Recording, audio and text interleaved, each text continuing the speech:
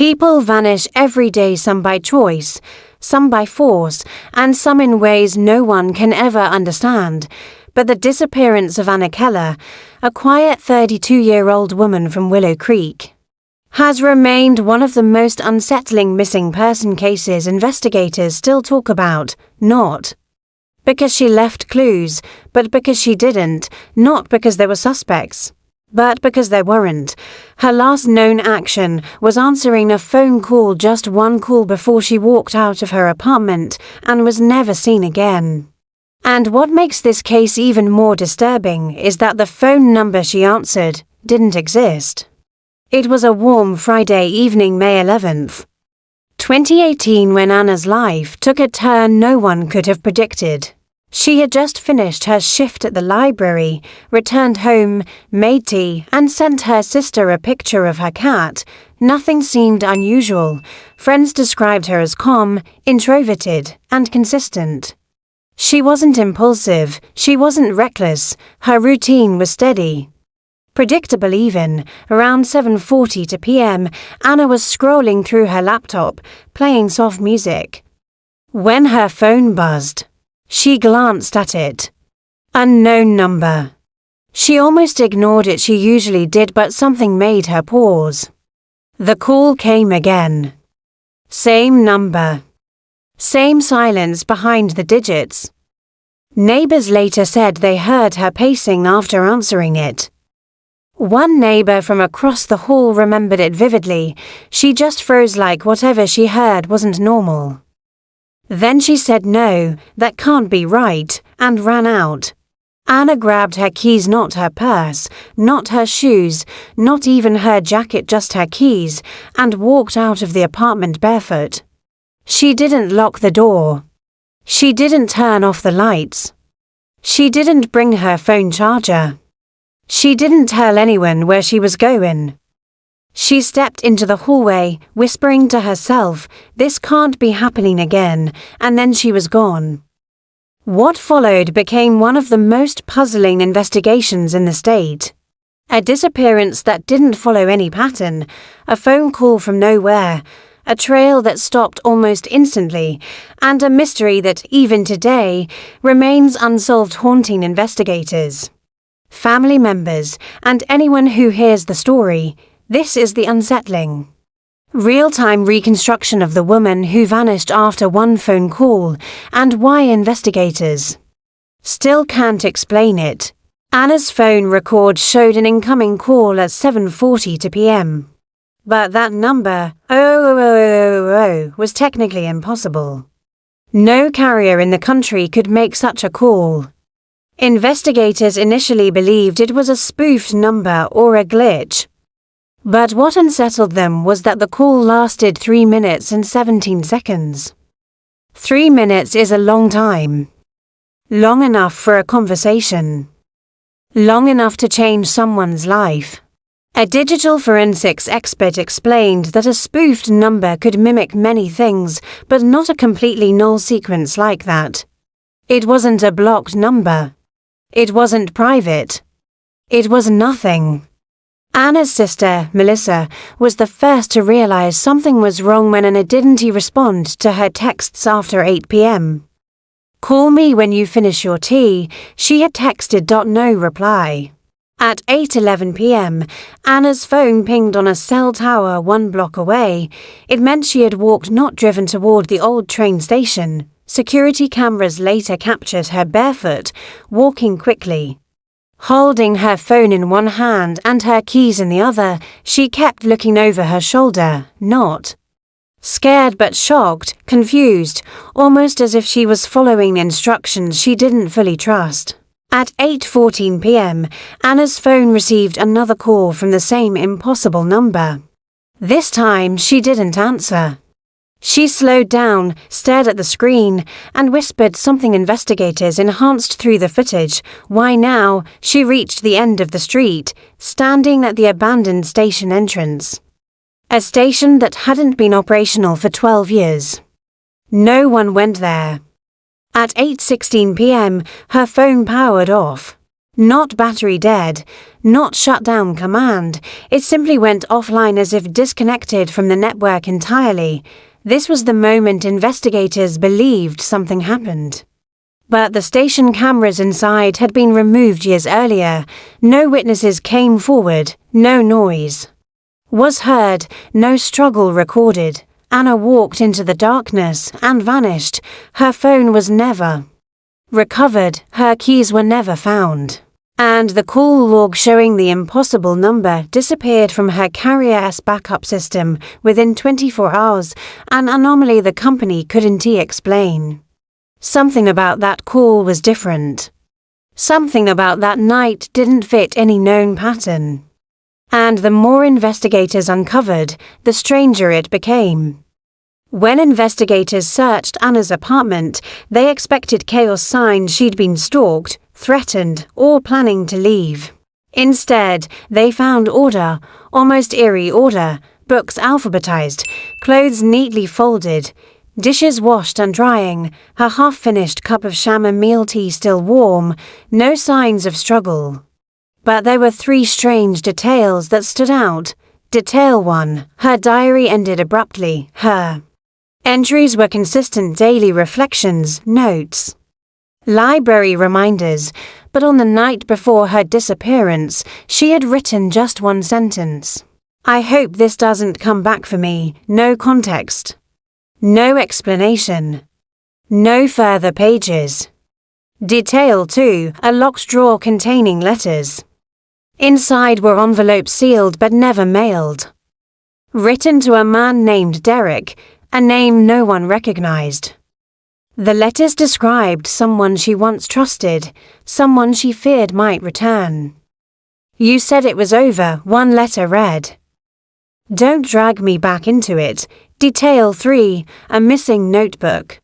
Anna kept meticulous notes lists, reminders, story drafts, but one small black notebook, which friends said she carried everywhere, was not in the apartment. It was last seen earlier that day in her purse, yet her purse was still at home. Investigators dug deeper into her past, and that's when the timeline cracked open. 5 years earlier, Anna had been a person no one recognized, a woman involved in a toxic relationship, police reports, late-night hospital visits, and sudden relocations. She had disappeared once before, leaving her hometown without warning when investigators reviewed the previous disappearance.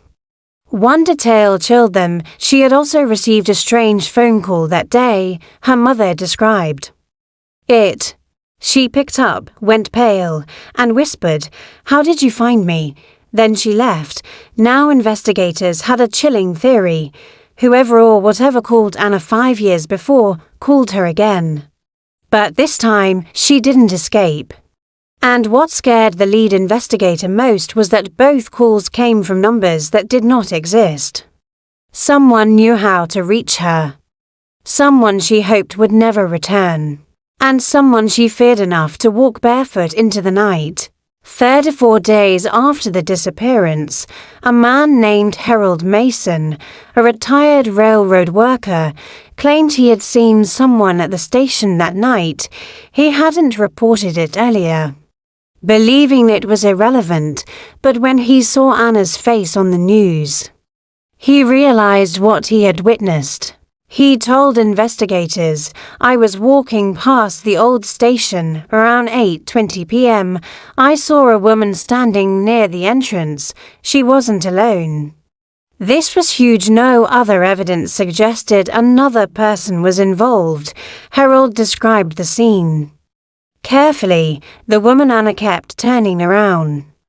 Looking scared but calm, a man stood a few feet behind her. I couldn't see his face. He was tall, wearing a dark coat.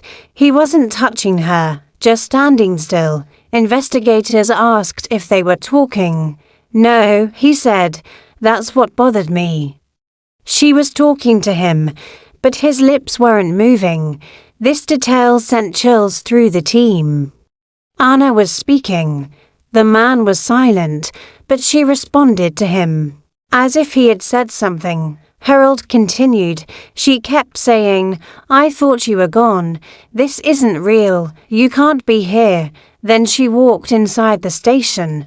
The man followed. The darkness just swallowed them. Investigators returned to the station with cadaver dogs, drones, and ground-penetrating radar. Nothing. No footprints, no torn fabric, no signs of movement. The dust inside had been untouched for years. But one thing was strange. The metal door rail on the floor had a fresh scratch like something heavy had dragged across it. The man Harold saw didn't match any known associate of Anna. No security footage captured him. No fingerprints existed. No one in town recognized the description.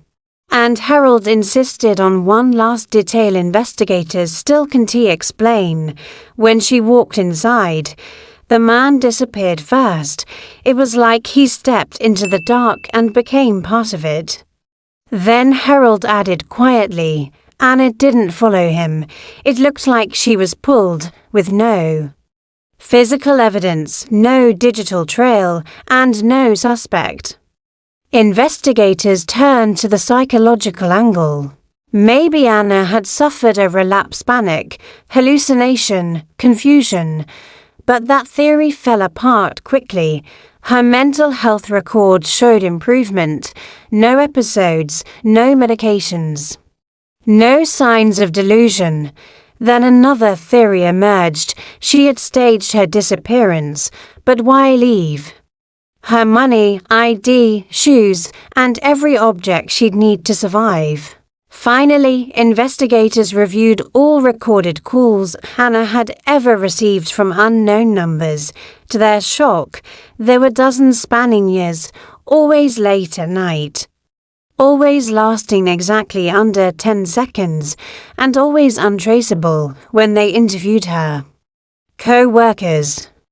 They heard a chilling detail. She once told me she had a feeling something from her past wasn't done with her. Another co-worker added, she said she hoped she'd never have to face him again. Investigators now believed someone had psychologically controlled or manipulated Anna for years, possibly threatening her until that final call forced her to respond.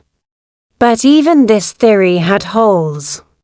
Why didn't she run to police? Why go barefoot into the night? Why walk toward a dead train station? And who was the silent man Harold saw? One final discovery made the case even stranger.